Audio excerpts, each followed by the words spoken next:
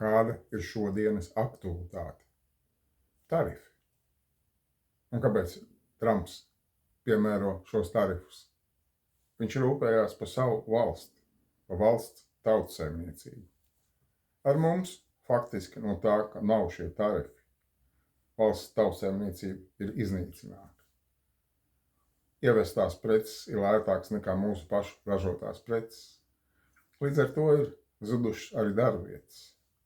Vairāk kā 500 000 Latvijas iedzīvotāji ir pametuši Latviju, kas radījuši ne tikai tautas zudumus, bet arī tautsaimniecības samazināšanas.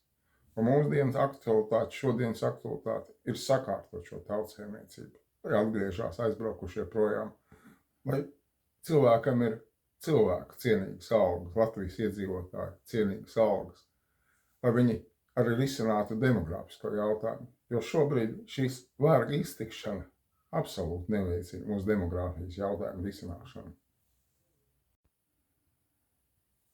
Kas mums būtu jādara? Mums jāmaina valsts pārvaldes sistēma.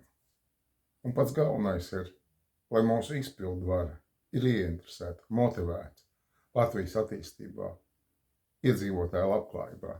Uz šobrīd tā ir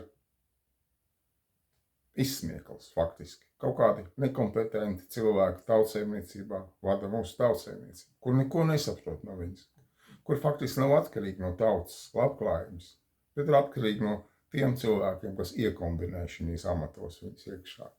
Un neizmainot šo pārvaldes sistēmu, mēs nekad neiegūsim labklājību. Un visi šie saukuļi, kas tiek teikt vēlēšanu kampaņās, es tur nākušu, tur tādas pilsētas vadībā, tur būs tas un tas. Tas būs tikai viena parasta izsaimniekošana, nekas vairāk. Nemainot valsts pārvaldes sistēmu, nekas nemainīsies. Mums valsts izzudīs un tauta izzudīs.